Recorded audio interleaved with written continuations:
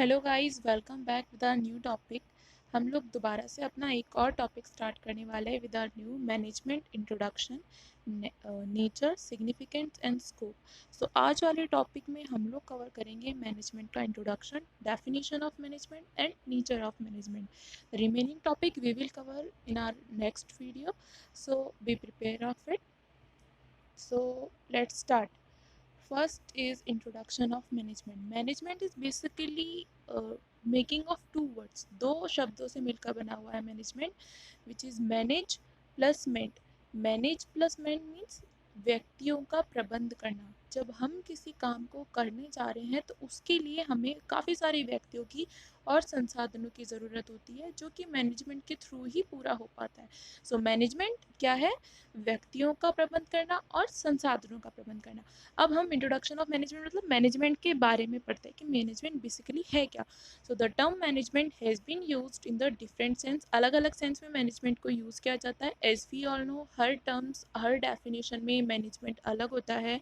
Sometimes it refers to the process of planning, organizing, staffing, directing and controlling. At other times it is used to describe it as a function of managing people. मतलब ये एक कार्य है, एक लोगों से काम करवाने की एक कला है। लोगों के थ्रू हम किस तरीके से काम करवाते हैं, हमारा काम हम किस तरीके से निकालते हैं, ये इसकी एक कला होती है।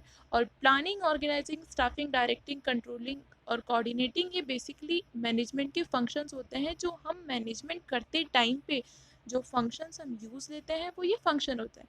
तो it is also refer to as a body of knowledge of practice and discipline. तो ये क्या है? एक बॉडी ऑफ नॉलेज है, एक ज्ञान का भंडार होता है मैनेजमेंट। और प्रैक्टिस एंड डिसिप्लिन, डिसिप्लिन क्यों होता है? क्योंकि सारे जो काम होते हैं वो डिसिप्लिन में रह के ही पॉसिबल हो पाते हैं। तो बेसिकली मैनेजमेंट का यही मतलब होता है कि दूसरों से काम करवाने की कला, किस तरीके से आप उनसे दूसरे व्यक्तियों से अपना काम करवा रहे हैं, किस तरीके से डिसिप्लिन मेंटेन करते हुए आप उनसे जो काम करवा रहे होते हैं, वो मैनेजमेंट होता है।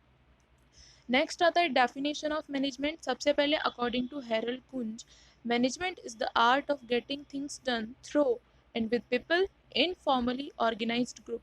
जो ऑर्गेनाइजेशन ने जो फॉर्मली ग्रुप्स बनाए हुए होते हैं, फॉर्मल ग्रुप्स वो होते हैं जो ऑर्गेनाइजेशन किसी स्पेशल पर्पस के लिए, किसी स्पेशल ऑब्जेक्टिव के लिए ग्रुप्स फॉर्म करती है, वो फॉर्मल ग्रुप होते हैं। इन ग्रुप्स में 2 से 3 मेंबर्स भी हो सकते हैं, 4 से 5 मेंबर्स भी हो सकते हैं, और यह भी हो सकता है कि वो मेंबर्स आपस में एक दूसरे को नहीं जानते हो। तो ऐसे ग्रुप्स फॉर्मल ग्रुप्स होते हैं। So management is the art of getting things done through and with people in formally organized groups.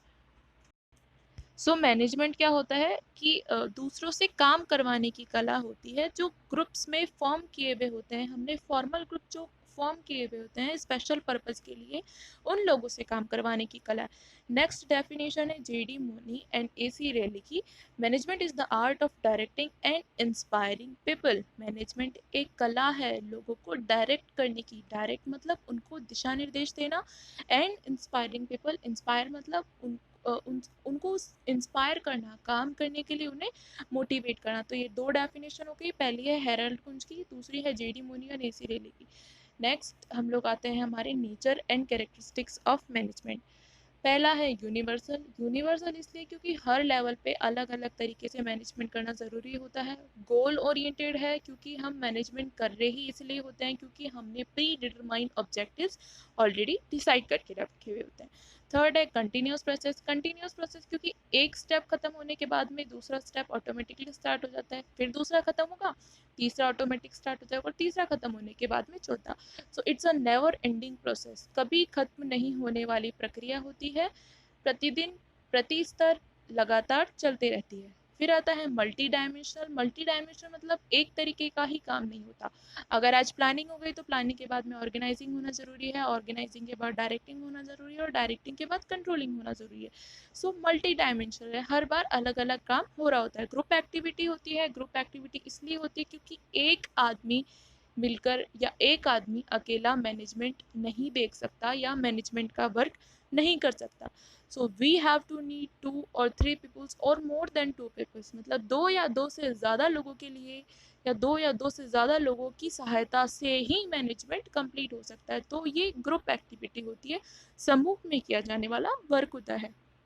Next dynamic function. Dynamic function इसलिए है क्योंकि जिस तरीके से हम पहले पढ़ चुके हैं कंटिन्यूस प्रोसेस है, तो डायनामिक मतलब गतिशील, निरंतर चलने वाली प्रक्रिया, never ending. Continuous and dynamic are both the same but we defined it differently.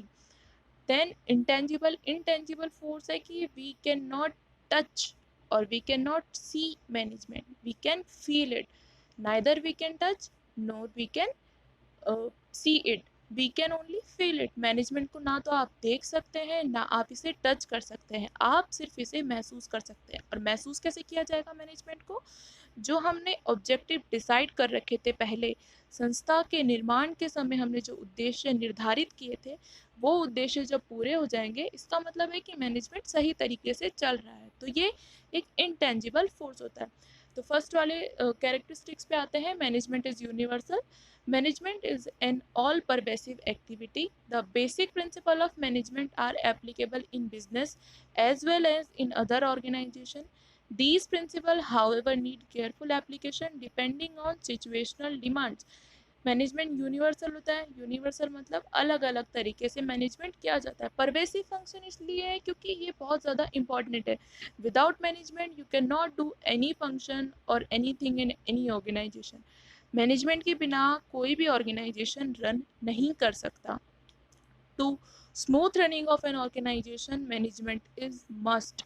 The basic principle of management are applicable in business as well as in other organization. जो इसके basic principles है, जो 14 principles given by Henry Fayol है, जो Henry Fayol ने 14 principle दिए हैं, वो basic principle बिजनेस में भी इन्वॉल्व होते हैं, एप्लीकेबल होते हैं और दूसरे ऑर्गेनाइजेशन में भी एप्लीकेबल होते हैं। ऑर्गेनाइजेशन कैसी भी हो सकती है, प्रॉफिटेबल हो, नॉन प्रॉफिटेबल हो, सर्विस ऑर्गेनाइजेशन हो, मैन्युफैक्चरिंग ऑर्गेनाइजेशन हो, कैसी भी ऑर्गेनाइजेशन हो, इस मैनेजमेंट के जो प्रिंसिपल्स होते हैं वो हर ऑर्गेनाइजेशन में एप्लीकेबल होते हैं।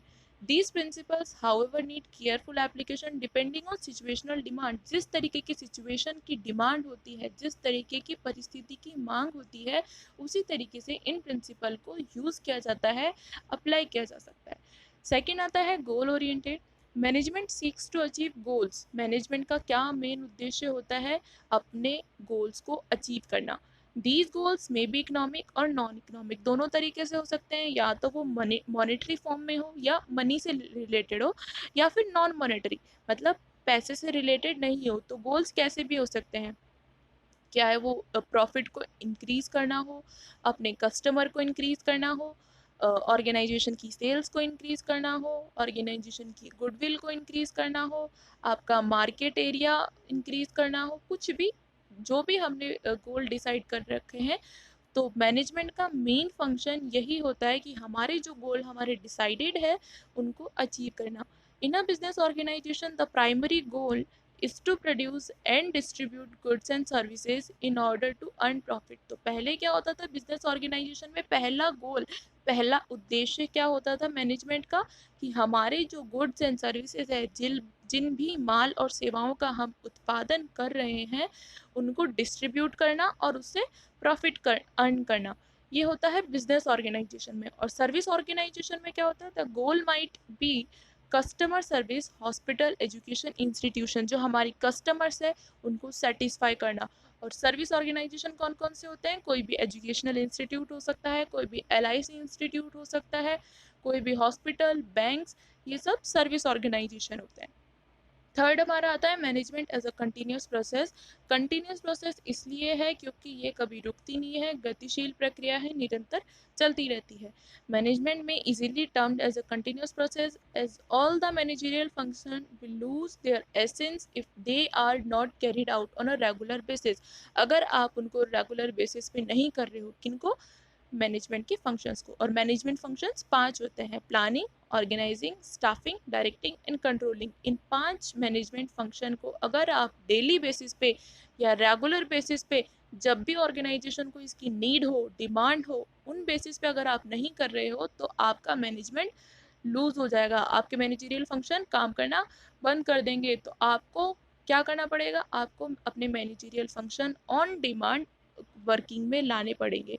You have to work on it while your organization demanding. Management is multi dimension approach. Multi dimension है क्योंकि एक ही काम बार बार रिपीटेड नहीं होता है, मल्टी डायमेंशन है, हर बार अलग अलग काम होता है.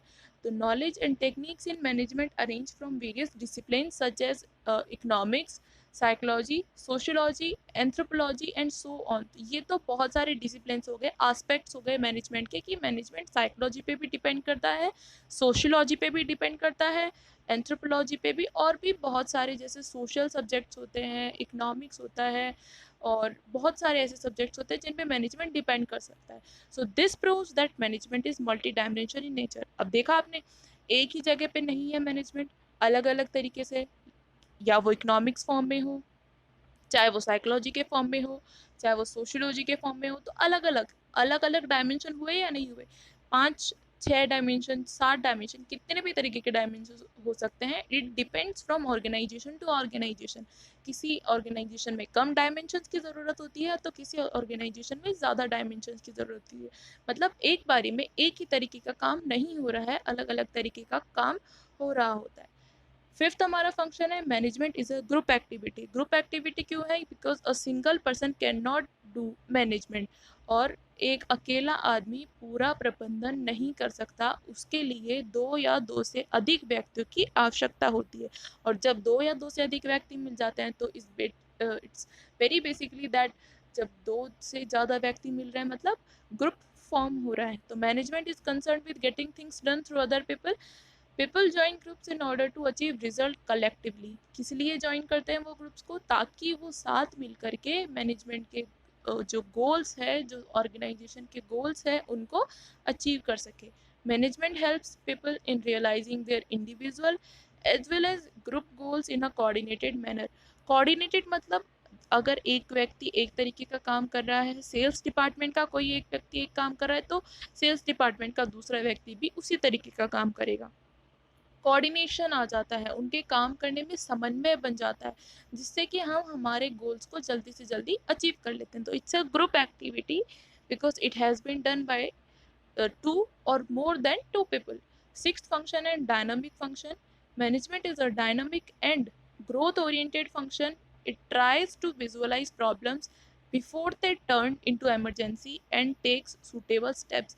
कोई भी इमरजेंसी होने से पहले मैनेजमेंट उनकी प्रॉब्लम्स को, ऑर्गेनाइजेशन की प्रॉब्लम्स को विजुअलाइज करता है, उसको ऑब्जर्व करता है, समझता है कि किस तरीके की प्रॉब्लम मैनेजमेंट में अभी है और किस तरीके की प्रॉब्लम मैनेजमेंट के फ्यूचर में आने वाली है. तो विजुअलाइज करता है प्रॉब्लम्स को और इमरजेंसी को, और उसको सूटेबल स्टेप्स में टर्न कर देता है कि इसकी क्या रेमेडीज हो सकती है.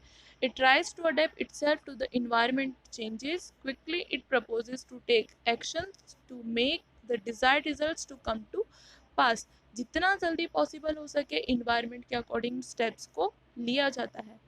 नेक्स्ट और लास्ट है हमारा intangible. Intangible as we all know, we can neither see nor touch management, we can only feel it.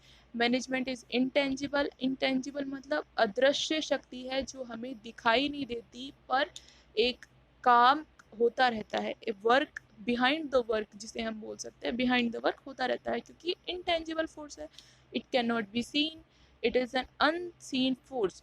However, its presence can be felt by the results of its efforts in the form of production, sales and profit. Production बढ़ रहा है, sales बढ़ रही है, profit बढ़ रहा है, इसका मतलब कि मैनेजमेंट सही तरीके से हो रहा है. तो मैनेजमेंट हो गया इंटेंजिबल फोर्स. हम इसे देख नहीं सकते, हम इसे छू नहीं सकते, बस महसूस कर सकते हैं. जो हमने अच्छे से अच्छा जो रिजल्ट अचीव किया है उसके थ्रू हम इसे महसूस कर सकते हैं. तो आज वाले टॉपिक में सिर्फ इतना ही. बाकी remaining topics we will cover in our next video. So thank you so much.